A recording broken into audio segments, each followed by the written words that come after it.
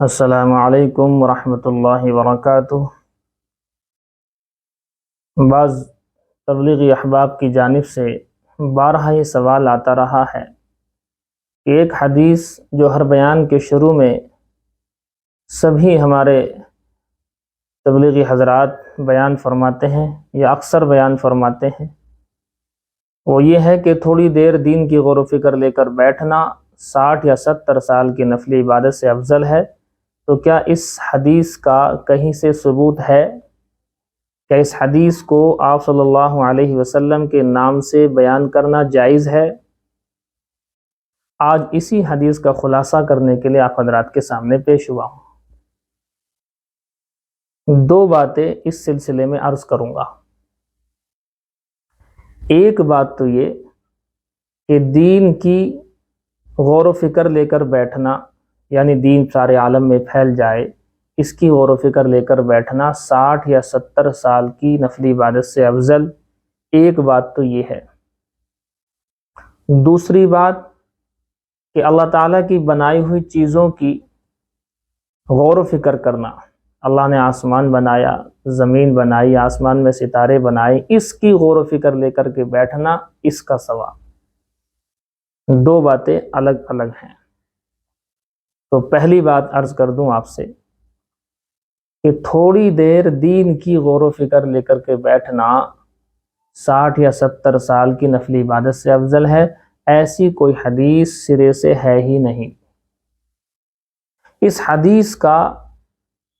کہیں سے کہیں تک آپ صلی اللہ علیہ وسلم سے کوئی ثبوت ہی نہیں ہے،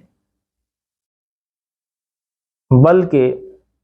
ملا علی قاری رحمۃ اللہ علیہ اور علامہ عجلونی رحمۃ اللہ علیہ جو اکابرین میں سے ہیں،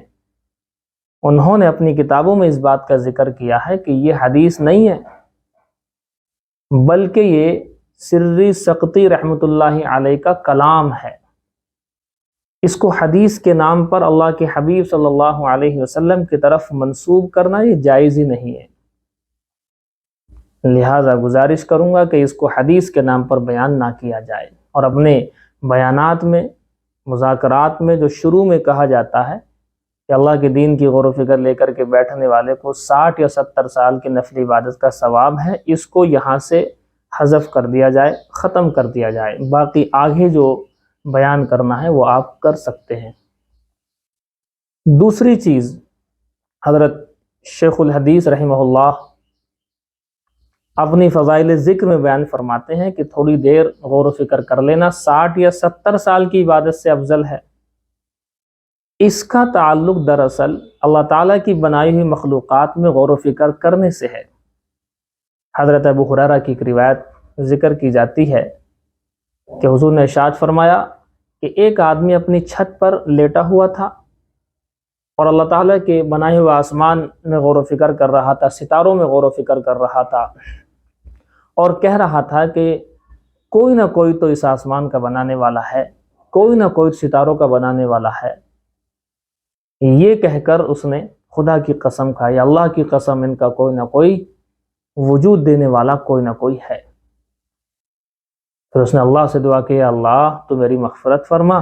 اللہ تعالیٰ کی رحمت جوش میں آئی اور اللہ نے اس کی مغفرت فرما دی۔ حضرت ابن عباس رضی اللہ تعالی عنہما سے بھی ایک روایت موجود ہے کہ تھوڑی دیر اس طرح کی غور و فکر کرنا رات بھر کی عبادت سے افضل ہے۔ حضرت انس کی روایت ہے کہ 80 سال کی عبادت سے افضل ہے یہ تھوڑی دیر کی غور و فکر زمین و آسمان میں۔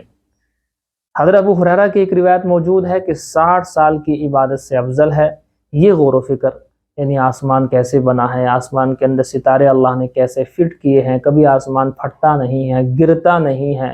اور آسمان کی مخلوقات، کتنا بڑا آسمان، کیسی یہ ہمارے سامنے اتنا بڑا برہمانڈ پھیلا ہوا ہے، اس میں غور و فکر کرنے کے متعلق یا زمین کے اندر غور و فکر کرنے کے متعلق یہ روایت کسی درجے میں موجود ہے۔ تو دونوں باتوں کو الگ کر دیا جائے